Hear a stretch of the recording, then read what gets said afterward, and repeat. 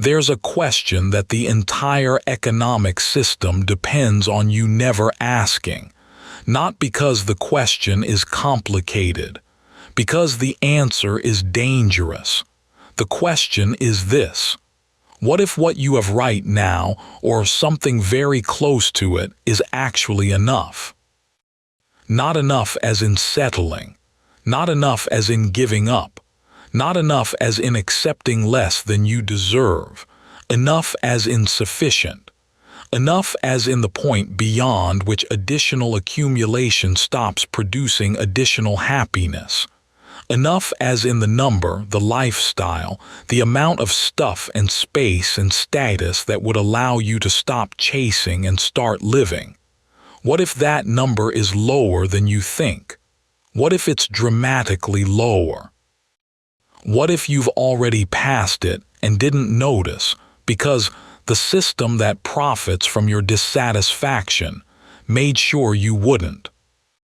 That question terrifies an economy built on wanting, because wanting is the fuel. The entire consumer economy, the advertising industry, the credit system, the lifestyle inflation machine, the social comparison engine, every mechanism described in every audiobook in this series runs on a single assumption: that what you have is not enough, that you need more. That happiness, security, meaning, identity, and worth are located somewhere ahead of you, in the next purchase, the next promotion, the next upgrade, the next tier of lifestyle, somewhere you haven't reached yet. The system needs you to believe that enough is always ahead. Because the moment you believe enough is here, you stop running. And when you stop running, the machine that profits from your running loses its fuel. This audiobook examines the concept of enough, where it went, who took it, why an entire civilization organized around infinite growth on a finite planet decided that the most dangerous idea a person could have is that they already have what they need. How the destruction of enough produces the chronic dissatisfaction that drives overconsumption, overwork, and the quiet desperation that millions of people mistake for normal adult life. And how reclaiming enough, defining it personally, and defending it structurally is the single most powerful act of financial and psychological independence available to you. 5 chapters: How Enough Was Stolen, the machinery of never enough, what enough actually looks like when you do the math, why the system fights your enough, and how to build a life on it. 1 hour. This one is quieter than the others, but it might be the one that changes the most. Let's go. Chapter 1. How Enough Was Stolen, the history of manufactured dissatisfaction. There was a time when enough was a normal concept. A household earned a living. The living covered the needs. The needs were met. And the meeting of needs produced a state that people recognized and accepted as sufficiency. Not luxury, not excess, not the absence of desire for anything more. Just the calm, grounded recognition that the basics were handled, the family was fed, the roof was secure, and the next season would probably be okay. Enough. The word meant something. It described a real state that real people experienced and inhabited without shame. That state had to be destroyed for the consumer economy to function. Because an economy built on mass production requires mass consumption, and mass consumption requires mass dissatisfaction. People who feel they have enough don't buy things they don't need. People who are content with their housing don't upgrade. People who are satisfied with their transportation don't replace it. People who feel their wardrobe is adequate don't refresh it seasonally. The consumer economy needed people to feel perpetually insufficient. And so, it built the machinery to produce that feeling at industrial scale. The turning point, the shift from sufficiency culture to consumer culture, happened in the early 20th century, and it happened deliberately. Business leaders and advertisers recognized that the productive capacity of the industrial economy was outpacing the natural demand of the population. Factories could produce more goods than people spontaneously wanted to buy. The solution was not to reduce production. The solution was to manufacture desire, to create wants where none existed, to transform satisfied people into dissatisfied consumers, to replace the concept of enough with the concept of more. This is crucial. The shift wasn't organic, it was engineered. Advertising pioneers developed techniques specifically designed to create anxiety about social status, personal adequacy, and lifestyle comparisons. Products were marketed not as solutions to problems, but as solutions to insecurities. You don't need this soap because you're dirty. You need this soap because without it, people will judge you. You don't need this car because yours doesn't work. You need this car because your current car tells the world you haven't succeeded. The product became a proxy for identity, and the purchase became a treatment for an anxiety that the advertisement itself created. The transformation required dismantling the cultural infrastructure that supported enough. Religious traditions that valued simplicity and contentment were marginalized as old-fashioned. Community norms that discouraged conspicuous consumption were replaced by media norms that celebrated it. The phrase, "keeping up with the Joneses," entered the language as a description of a behavior that the economy needed to become universal. And it did become universal. Within a few decades, the culture of enough was replaced by the culture of more. And the replacement was so complete that most people alive today have never experienced the older culture. They've only ever lived inside the wanting machine. And the wanting machine feels like the natural state of being human, because it's the only state they've ever known. Most people miss this about why the destruction of enough was the foundational project of the consumer economy. Every other mechanism of extraction described in this audiobook series, the consumption cycle, the lifestyle inflation, the credit expansion, the social comparison engine, the manufactured wants, depends on the absence of enough. If enough existed as a widely held personal and cultural standard, none of those mechanisms would function.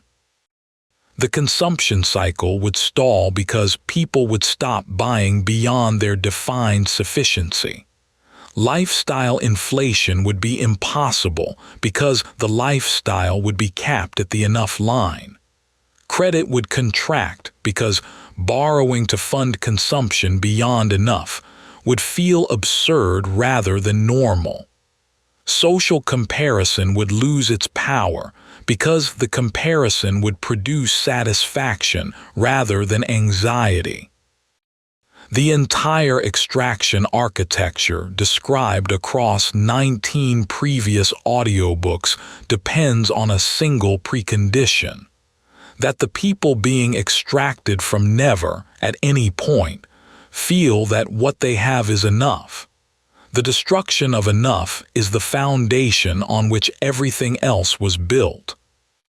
The generational erasure.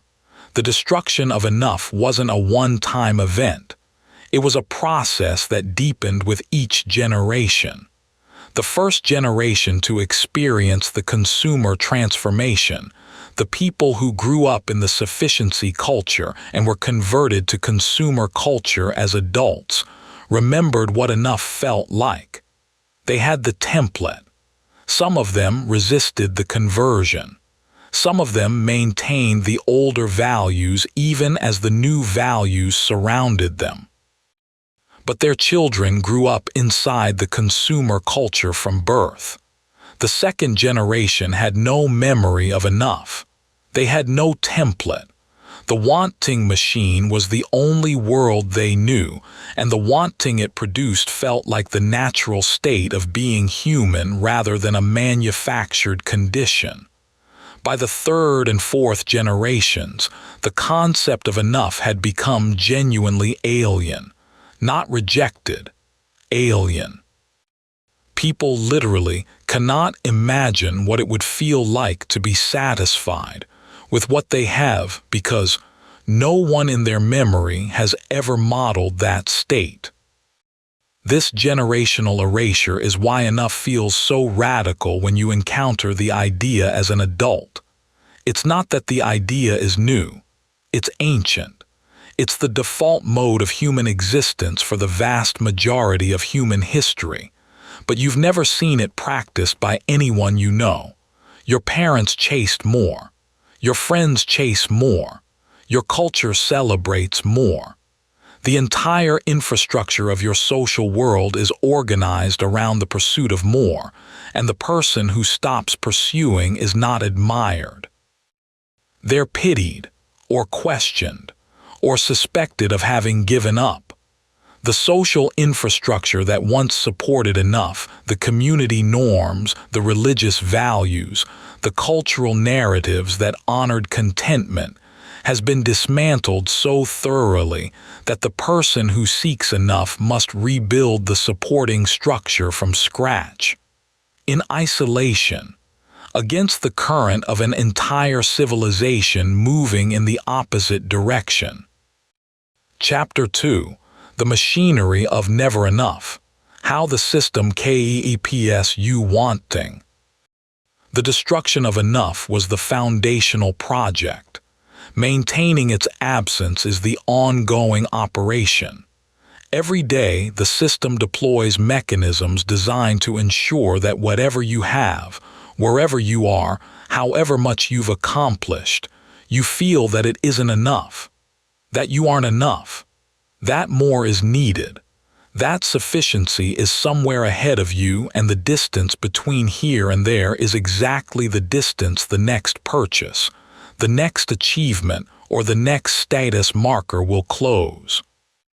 Except it never closes, because the machinery moves the finish line at the same speed you move toward it.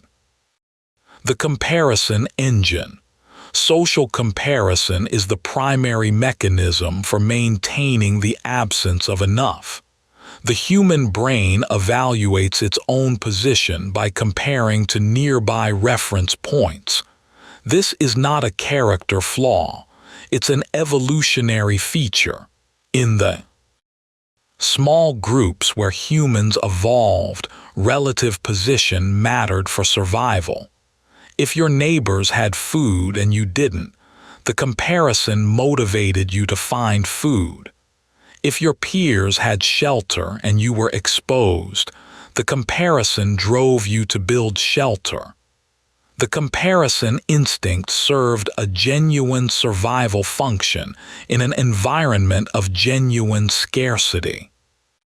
But the instinct is now being exploited by a media environment that has radically distorted the comparison set in ways that the instinct was never designed to handle.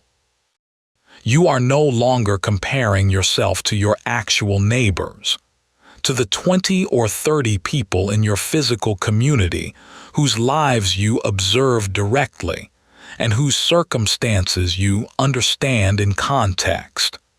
You are comparing yourself to curated, filtered, algorithmically optimized versions of millions of strangers on social media. Influencers whose apparent lifestyle is funded by sponsors, discounted products, and brand partnerships that make their consumption appear effortless when it is actually their job.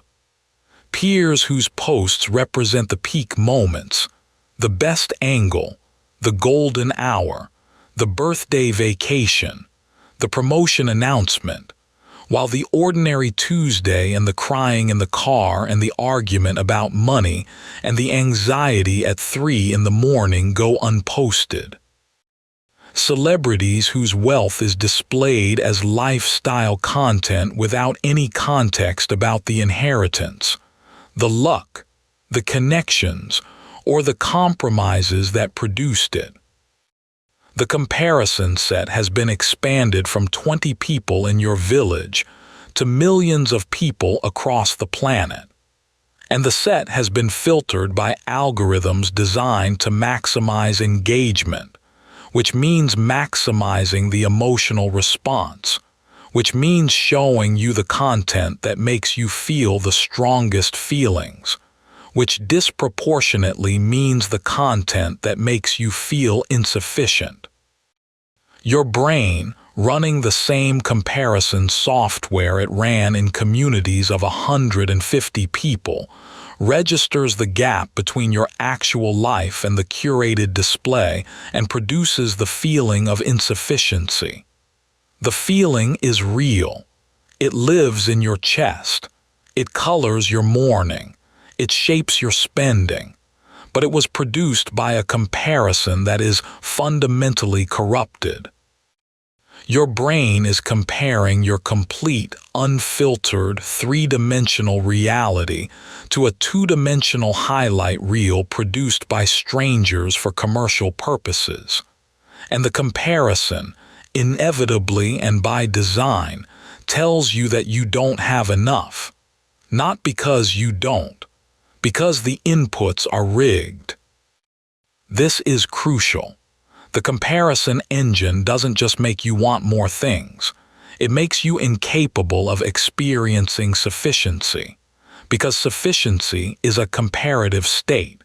You feel you have enough when your position seems adequate relative to your reference group. But when your reference group has been inflated to include the wealthiest and most photogenic humans on the planet, no achievable position will ever register as adequate. The comparison engine doesn't move the goalpost. It removes the goalpost entirely. There is no point at which you'll feel sufficient if your reference group is unlimited.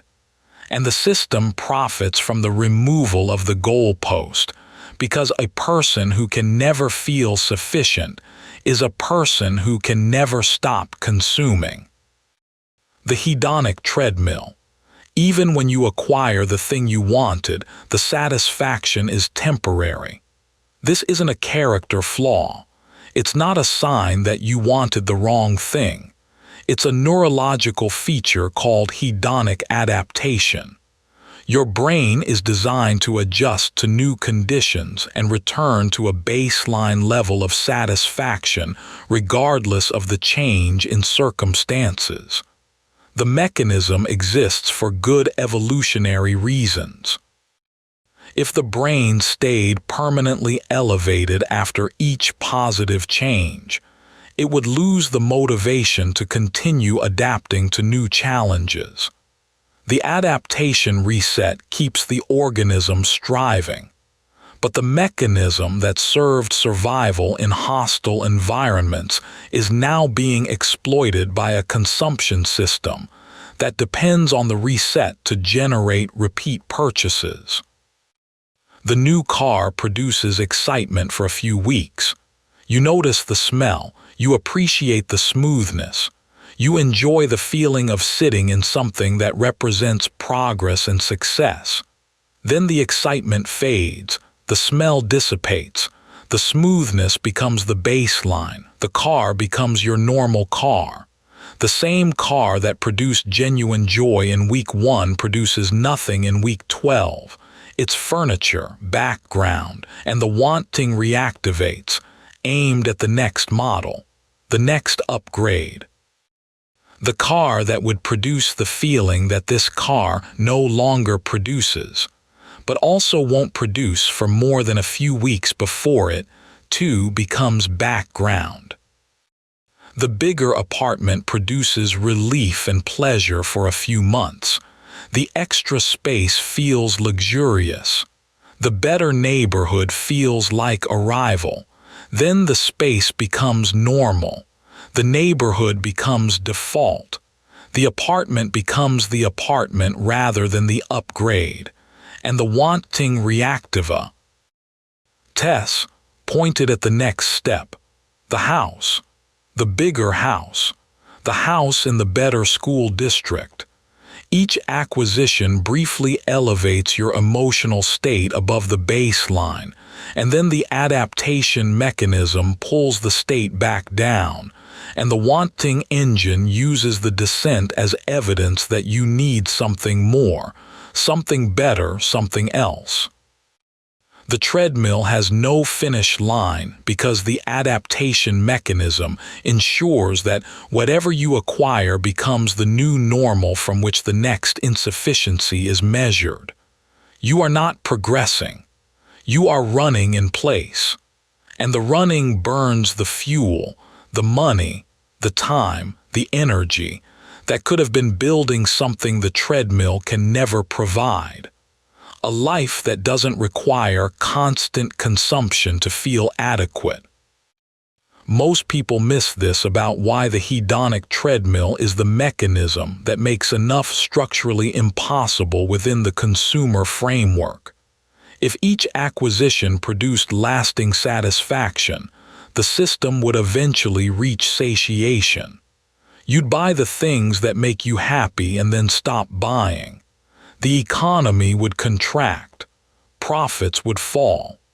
The system can't allow lasting satisfaction because lasting satisfaction is the end of consumption growth. The hedonic treadmill ensures that satisfaction is always temporary, that the next acquisition is always necessary, that enough is always one purchase away and never actually arrives. The identity fusion machine. The system doesn't just sell you products. It sells you identity through products. Your car represents who you are. Your neighborhood represents your success. Your wardrobe represents your taste, your status, your tribe. Your phone, your furniture, your vacation destination, your grocery store. Each consumption choice is freighted with identity significance that makes the choice feel existential rather than practical. And when consumption becomes identity, enough becomes impossible. Because identity isn't a fixed target. Identity is social. It's comparative. It shifts with the reference group. And the reference group, as described above, has been corrupted to make adequacy unachievable. The person who defines themselves through their consumption can never have enough because having enough would mean being enough.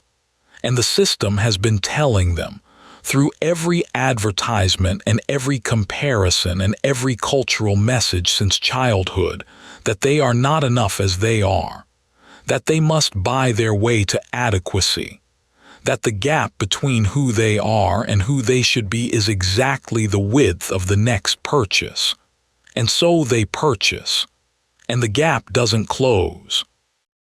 Because the gap was manufactured by the same system that sells the solution. Here's what actually happens when the comparison engine, the hedonic treadmill, and the identity fusion machine operate simultaneously on a human life for decades.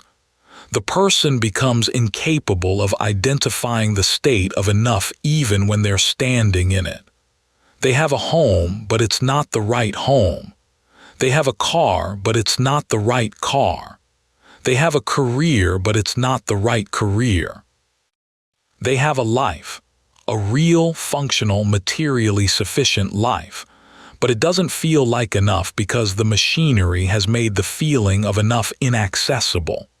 The feeling has been stolen, replaced with a chronic low-grade dissatisfaction that the person mistakes for ambition, for standards, for the natural human desire for improvement. It's not natural. It's manufactured. And the manufacturing is so pervasive and so constant that the person has no memory of what sufficiency felt like. They have no template for enough. They only have the template for more, and more is the only map the system provides. Chapter 3. What enough actually looks like, doing the math.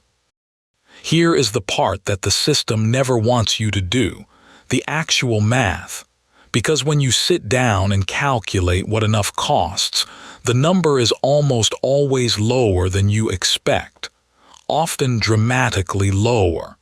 And the gap between the number you need and the number you're chasing is the gap the system profits from. The gap is the revenue. The gap is the margin. The gap is the reason the machinery of never enough runs 24 hours a day. The needs floor. Start with what you actually need to be physically safe, healthy, and functional. Housing that is warm, dry, secure, and adequate for the number of people living in it. Not the housing that would impress your reference group. The housing that would keep you alive and comfortable. Food that is nutritious and sufficient. Not the food that signals your lifestyle to your social media followers. The food that fuels your body. Transportation that gets you where you need to go reliably. Not the transportation that tells the parking lot who you are. Healthcare access that maintains your physical function. Utilities, basic communication. These are the needs, and their cost is specific, calculable, finite. This is crucial. The needs floor is a number, not an abstraction, not a feeling, a number. And the number varies by geography, family size, and circumstance. But it is always, in every case, a finite number, a number with a ceiling. The system's entire architecture is designed to make you feel that the number is vaguely infinite, that you could never possibly have enough to feel secure. That security requires an amount you'll never reach. But when you sit down with a calculator and a list of actual needs, the number is finite. And the finiteness of the number is the most dangerous piece of information the consumer economy could give you, because a finite number can be reached. And a number that can be reached implies a point at which the running can stop. And the running stopping is the system's worst nightmare. The comfort margin. Above the needs floor is a layer of comfort. The needs keep you alive. The comfort makes you glad to be alive. A slightly larger living space, slightly better food, some recreation, some beauty, some leisure, some room to breathe beyond the bare minimum. This margin is real and legitimate. Humans need more than survival. We need enjoyment, stimulation, beauty, variety, and the occasional experience that makes a Tuesday feel different from a Monday. The comfort margin is not excess. It's the humane supplement to the biological minimum. And the comfort margin, like the needs floor, has a number. It's a larger number. It varies more by personal preference, but it is still finite, still calculable, still reachable. The combined cost of the needs floor plus the comfort margin is your enough number. The amount of money that, if reliably provided, would cover everything you actually need and everything that makes life feel good to live. Not everything the comparison engine tells you to want. Not everything the identity fusion machine tells you that you need to be worthy. Everything that you, after honest and careful reflection divorced from the system's influence, would identify as sufficient for a life you'd be genuinely happy to live. Most people miss this about what happens when you actually calculate the enough number. Two things happen simultaneously, and both of them are destabilizing to the wanting machine. First, the number is almost always lower than your current income. Not always. For people in genuine poverty, the number exceeds their income, and the Poverty Penalty audiobook addressed that reality directly.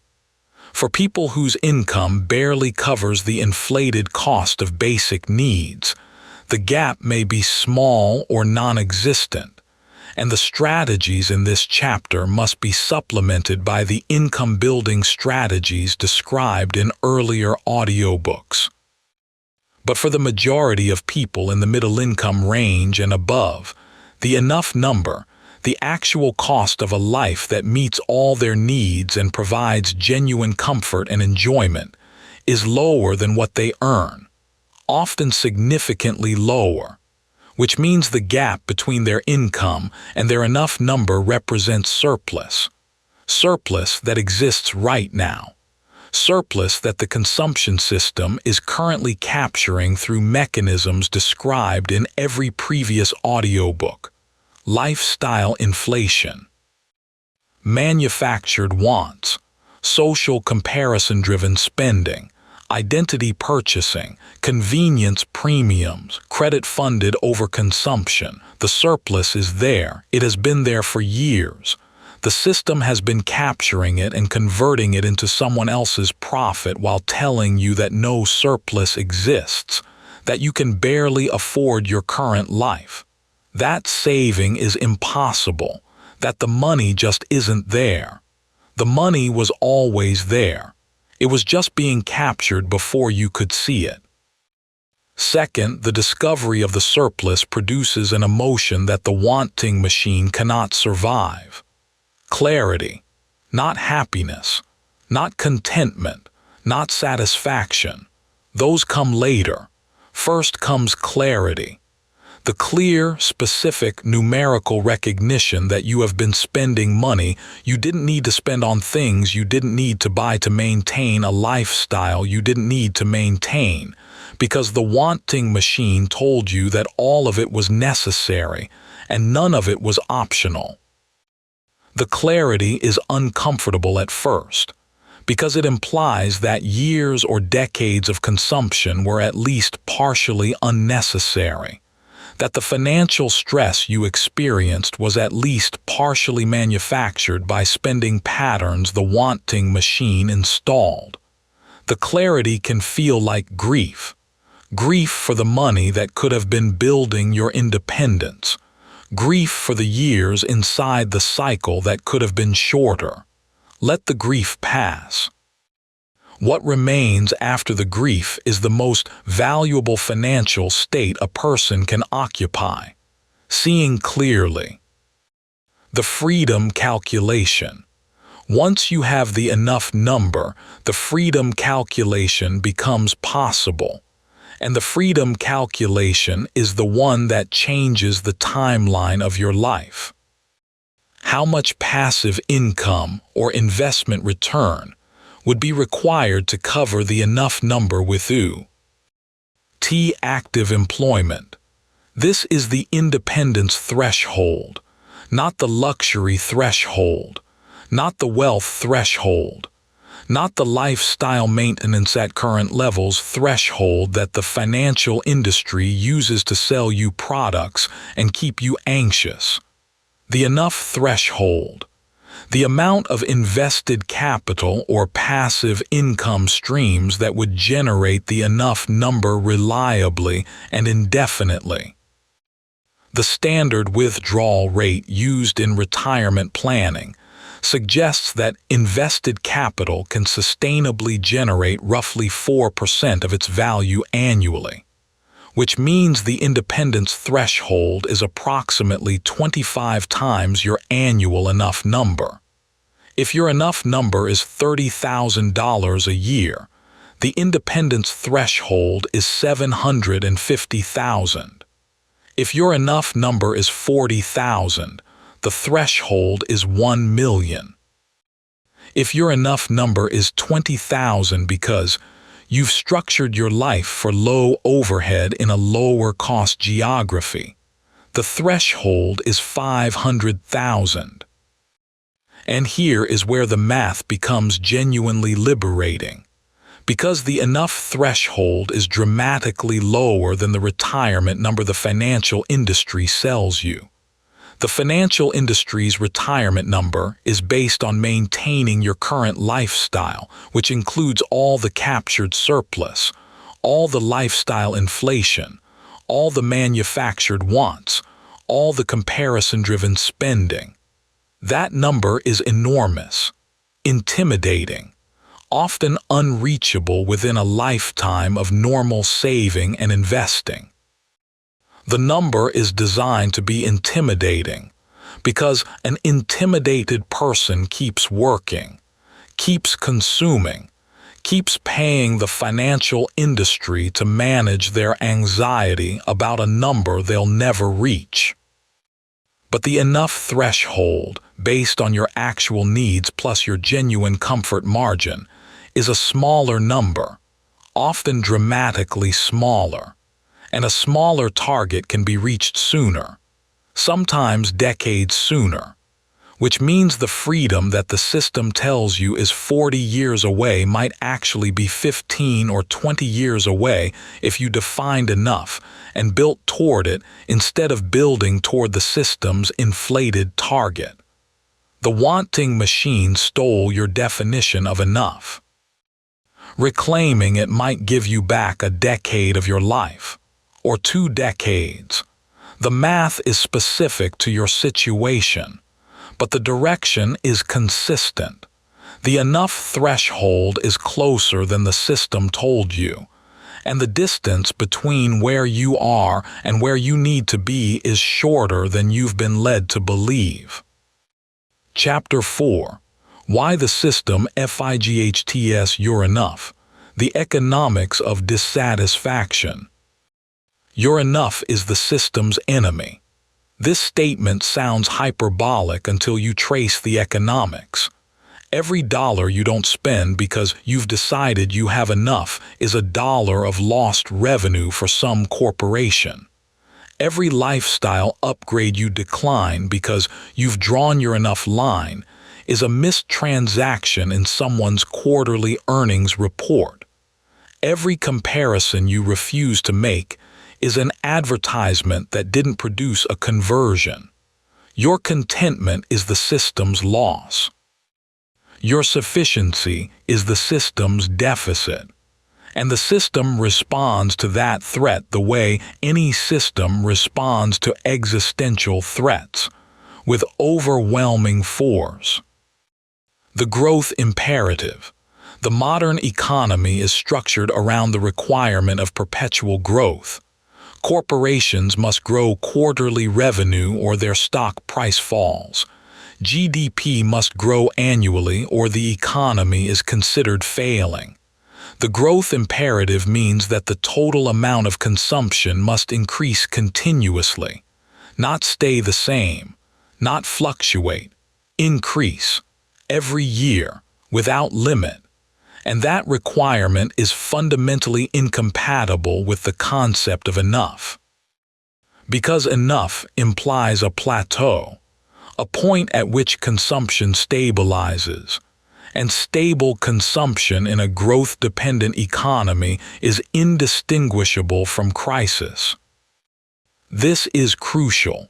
The conflict between your enough and the system's growth imperative isn't philosophical. It's mathematical. If a significant percentage of consumers defined their enough and stopped consuming beyond it, corporate revenues would decline. Stock prices would fall. The economy, as measured by the metrics the system uses, would contract. Jobs that depend on the overconsumption would disappear. The economic model that requires infinite growth on a finite planet would face the contradiction it has been avoiding for a century. You're enough, multiplied by millions of people reaching the same conclusion, is an existential threat to the economic order, and the system treats it as such, not through explicit policy, through the constant, pervasive, overwhelming deployment of the machinery described in Chapter 2, the comparison engine, the hedonic treadmill, the identity fusion machine. Each one operating around the clock to ensure that enough never arrives, never solidifies, never becomes a widely held standard that could threaten the growth the system requires. The social enforcement, the System D. Isn't fight you're enough alone. It recruits your social network to fight it for you. The people around you, themselves captured by the wanting machine, enforce consumption norms through social pressure that is constant, subtle, and almost impossible to resist, because it comes from the people whose opinions you value most. The friend who notices you haven't upgraded your phone and asks if everything is okay, as if choosing not to upgrade is a symptom of financial distress rather than a deliberate decision. The colleague who comments on your car in a way that's technically neutral but carries the unmistakable implication that you could do better. The family member who visits your apartment and says, "This is nice," in a tone that means, "Why haven't you moved somewhere bigger?" The parent who asks when you're going to buy a house, because renting at your age seems like a failure. The partner who absorbs the lifestyle expectations of their social circle through their own comparison engine and transmits those expectations into your household budget through conversations about vacations you should take, renovations you should do, experiences you should provide for the children. Each social interaction carries embedded consumption expectations. The expectations are rarely stated explicitly. They operate through implication, through tone, through the things that go unsaid but are clearly felt. And deviating from those expectations triggers social friction that most people find more uncomfortable than the financial cost of conforming. It's easier to buy the thing and maintain social harmony than to explain why you're choosing not to buy the thing and endure the subtle judgment that follows. Most people miss this about why the social enforcement of consumption norms is so effective at preventing people from claiming they're enough. The enforcement doesn't feel like enforcement. It feels like love. It feels like concern. It feels like the people who care about you wanting the best for you. Don't you think you deserve better? This is not an advertisement. This is your mother. Why don't you treat yourself? This is not a marketing campaign. This is your best friend. You work so hard you should enjoy the fruits of it. This is not a billboard. This is your spouse. The language of consumption enforcement is the language of care and affection. And because it comes from people you trust and love, it bypasses every skeptical filter you might apply to an advertisement. You can ignore the billboard. You can mute the commercial. You can unfollow the influencer. But you can't unfollow your mother. You can't mute your partner. You can't ignore the concern in the voice of someone who genuinely loves you and genuinely believes that more consumption would improve your life, because the wanting machine has genuinely convinced them that it would. The people enforcing your consumption aren't your enemies. They're not trying to trap you. They're your family, your friends, your colleagues. They're enforcing the norms because they've internalized the norms so completely that the norms feel like common sense, like basic wisdom, like obvious truth. Because the wanting machine captured them the same way it captured you. And their enforcement, delivered with genuine affection and genuine concern and genuine belief that they're helping, is more effective than any billboard, any pop-up ad, any targeted marketing campaign, because it operates inside the walls of your trust. The system's most effective salespeople are the people who love you, and they don't even know they're selling. The identity threat. Perhaps the deepest reason the system fights your enough is that enough threatens the identity structure the system built for you. If you are what you consume, and the system has spent decades making you believe that you are, then reducing your consumption is reducing yourself. Having enough means being enough. And if you haven't been enough without the consumption, if your worth has been located in your lifestyle, your purchases, your status markers, then claiming enough requires a fundamental reconstruction of your identity. Who are you without the wanting? Who are you without the striving? Who are you without the next upgrade, the next goal, the next acquisition telling you that you're making progress, that you matter, that your life is moving in the right direction? The identity threat is the reason people resist enough even when the math supports it, even when they can see the numbers, even when they know the comparison engine is corrupted and the hedonic treadmill never stops and the wanting is manufactured. They resist because enough means confronting the question that the consumption machine has been answering for them their entire adult life. The question of who they are without it. And that question, sitting in the silence that remains when the wanting stops, is terrifying. Not because the answer is bad, because the answer is unknown. And the unknown, to a brain that has been running the consumption program for decades, feels like death, when in reality it's the beginning of something the program never allowed, a life that belongs to you. Chapter 5, Building a Life on Enough, the Practical Architecture. Enough is not a feeling. If you wait to feel like you have enough, you will wait forever. The machinery is too sophisticated, the comparison engine too persistent, the hedonic treadmill too relentless for the feeling of enough to arrive on its own. Enough is a decision, a calculated, deliberate, conscious decision made with numbers and defended with structure. The feeling follows the decision, not the other way around. Step 1. Calculate the number. Sit down with your actual expenses, not the expenses the system tells you are necessary, your actual needs: housing, food, healthcare, transportation, utilities, communication, insurance.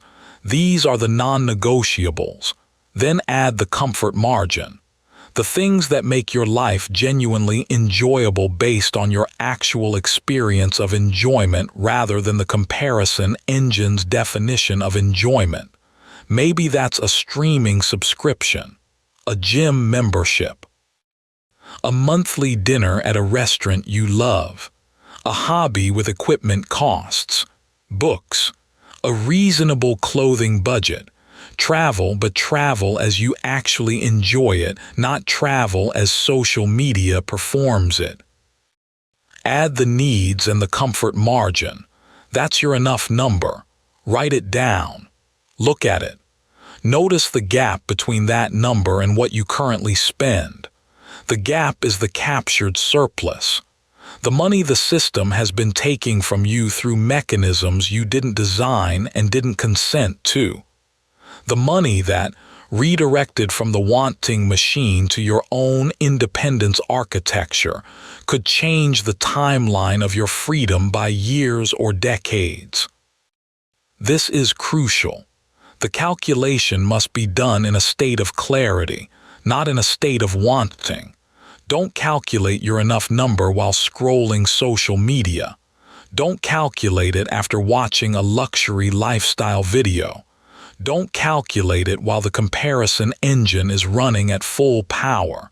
Calculate it in quiet. Calculate it from the place in you that knows the difference between a genuine need and a manufactured want. That place exists in everyone. It's just been buried under decades of the wanting machine's output. The calculation requires unearthing it. Step 2. Build the defense structure. Once you have the number, you need to defend it, because the system will attack it immediately and persistently. The defense structure is the set of habits, boundaries, and automatic systems that keep your spending at or below the enough line while redirecting the surplus to your independence. Automate the surplus capture.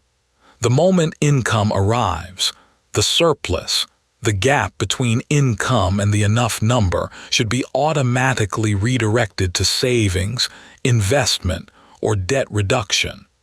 The automation matters more than the amount because automation operates before the wanting machine can intercede.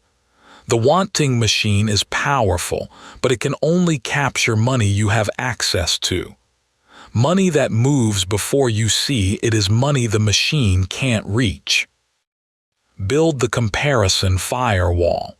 Reduce your exposure to the inputs that corrupt your reference group. Unfollow the accounts that make your life feel insufficient. Curate your media consumption to reduce the frequency of comparison triggers. This isn't about hiding from reality. It's about recognizing that social media doesn't represent reality. It represents a curated, sponsored, optimized distortion of reality designed to make you feel insufficient. Reducing your exposure to that distortion is an act of perceptual self-defense. Establish the upgrade moratorium. Before any purchase that exceeds the enough line, impose a mandatory waiting period. 30 days is effective for most purchases. The wanting machine operates on impulse. It creates urgency. It manufactures the feeling that the purchase must happen now. The waiting period disrupts the urgency. It creates space between the wanting and the buying. And in that space, a remarkable number of wants dissolve on their own. They were never real needs. They were manufactured impulses with expiration dates shorter than 30 days. The wants that survive the waiting period might be genuine. The ones that don't were the machine talking. And the machine, deprived of the impulse channel, loses most of its power. Most people miss this about why the defense structure is more important than the calculation. Anyone can calculate their enough number in an afternoon. The calculation is arithmetic. The defense is architecture. It's the structural system that protects the decision from the daily, hourly, relentless assault of a wanting machine that has been running your financial life since before you were old enough to recognize it. Without the defense structure, the calculation is just a number on a piece of paper. With the defense structure, the calculation becomes the foundation of a fundamentally different life. Step 3. Rebuild the identity. This is the work that no financial strategy can substitute for, and it is the work that most financial advice completely ignores. If your identity is fused with consumption, if you are what you buy and what you drive and where you live and what brand you wear, then no amount of automation, no comparison firewall, no upgrade moratorium will hold permanently, because the identity will sabotage the structure. The part of you that believes you are what you buy will find ways around every defense you build. It will rationalize the exception. It will justify the purchase. It will manufacture the emergency. It will find the loophole that swallows the rule. You will sit down to calculate your enough number, and the identity will whisper that the number should be higher.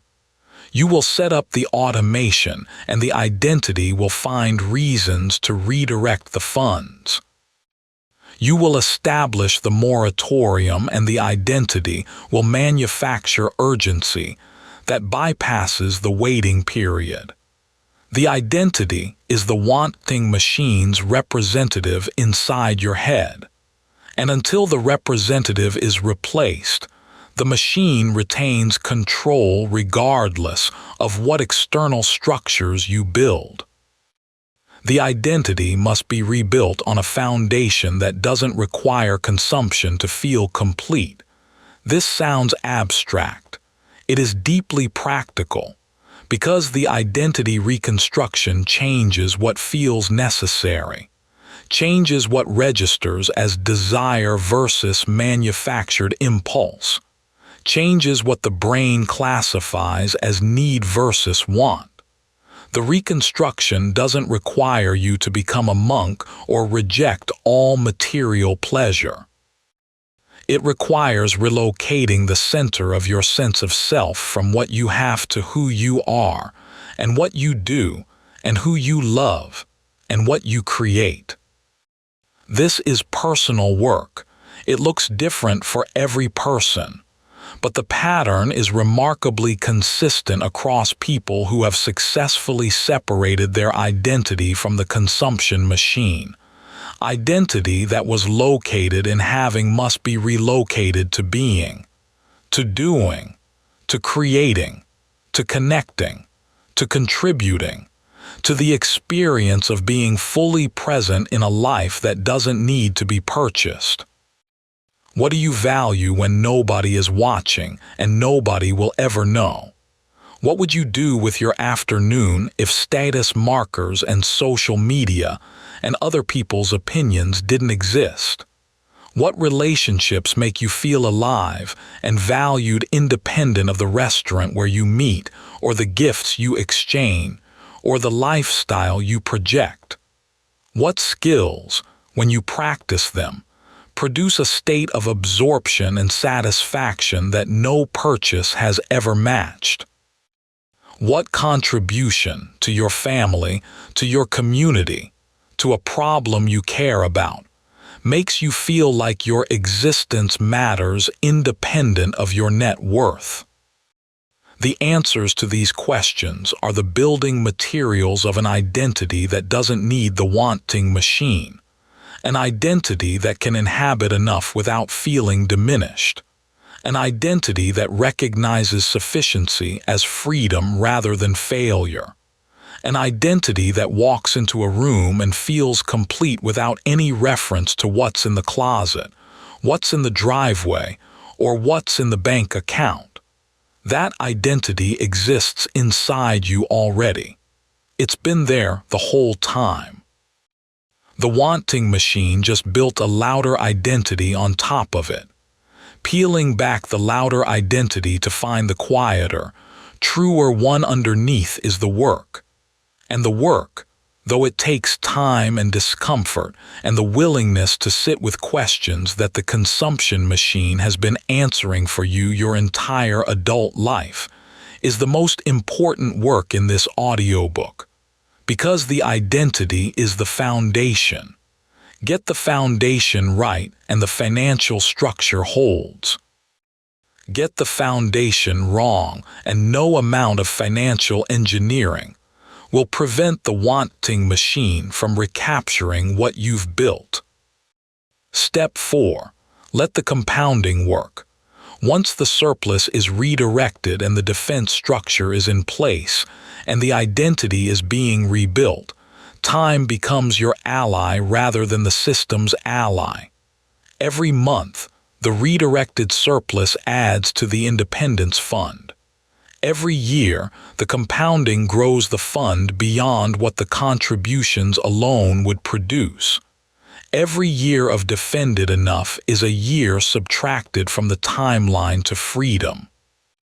The person who defined enough at 40 might reach their independence threshold at 55 instead of 65. 10 years of life reclaimed from the cycle. 10 years of mornings that belong to you. 10 years of choosing what to do with your hours instead of selling them to fund a lifestyle that the wanting machine inflated beyond what your actual happiness required. Here's what actually happens when someone builds a life on enough and defends it for 5 years. The first year is the hardest. The wanting machine screams. The social enforcement activates. The identity crisis surfaces. Every mech. Hanism described in this audiobook and the previous 19 fires simultaneously. The person questions the decision daily. The second year, the noise begins to quiet. The new spending pattern has become habitual. The comparison firewall has reduced the inputs that trigger wanting. The surplus has accumulated into a visible number that represents something the wanting machine never provided. Progress toward actual freedom rather than the illusion of progress through consumption. By the third year, the identity reconstruction is underway. The person has begun to discover who they are without the consumption performing their worth. The discovery is often surprising, often profound, often the beginning of the creative, relational, and spiritual life that the wanting machine was occupying the space for. By the fifth year, the person has changed, not just their finances, their relationship to the entire system. They walk through shopping centers without the pull. They scroll past advertisements without the twinge. They hear the social enforcement and recognize it as the machine speaking through people they love rather than as truth. They have enough. They know they have enough. And the knowing, defended daily and reinforced by the freedom the surplus is building, is the most valuable thing they own. More valuable than anything the wanting machine ever sold them. Because the wanting machine sold temporary relief from manufactured dissatisfaction. And enough, real enough, provides permanent liberation from the need for relief at all. Closing thoughts, the quiet revolution. This is the quietest audiobook in the series. No villains exposed. No conspiracy revealed. No dramatic revelation about who's stealing from you or what system is rigged against you. Just a question. What if enough was actually enough? The question is quiet. The implications are not. Because a person who knows they're enough is a person the system cannot fully control. The comparison engine loses power when the person has stopped comparing. The hedonic treadmill stops when the person steps off. The identity fusion dissolves when the person builds an identity that doesn't require consumption to feel whole. The wanting machine runs in the background. It will always run, but the person is no longer listening to it. They can hear it. They recognize the voice. They just don't obey it anymore. And a person who isn't obeying the wanting machine makes different decisions, spends differently, works differently, relates differently, lives differently, not in opposition to the system, not in protest, in independence from it. Quiet independence that doesn't need to announce itself or justify itself or convince anyone else. Just a life organized around a number that was chosen rather than a number that was imposed. The revolution is quiet because it's personal. It happens one person at a time, one enough number calculated at a time, one surplus redirected at a time, one comparison refused at a time, one identity rebuilt at a time. There's no march for it, no movement, no hashtag, just individuals scattered across the economy who sat down one day and did the math and discovered that the life they were chasing was further from happiness than the life they already had. And who made the decision, quietly, to stop chasing and start building. This is not anti-wealth. Having more than enough is fine. Building prosperity beyond the enough line is a legitimate choice that some people make for legitimate reasons. Ambition is not the enemy. Growth is not the enemy. The enemy is the weaponized absence of enough. The deliberate, manufactured, systematically maintained feeling that whatever you have is insufficient and whoever you are is incomplete without the next purchase. That feeling is the system's product, not yours. And separating your identity from that feeling, recognizing it as manufactured rather than authentic, is the prerequisite for every meaningful financial and psychological decision you'll make for the rest of your life. Calculate the number, build the defense, rebuild the identity, let the compounding work. And tonight, before you sleep, try something. Look around the room you're in, not at what's missing, at what's there. The shelter that keeps the weather out, the warmth that makes the evening bearable, the quiet that exists when the screens are off and the notifications stop and the wanting machine has nothing left to show you. The people, or the memory of people who matter to you. The body that carried you through another day without asking for anything except food and rest and movement. The mind that just spent an hour thinking clearly about how the world works and how your life could work differently inside it. Look at it, all of it, without the comparison, without the filter, without the reference group. Just you and the room and the life you're actually living right now in this actual moment.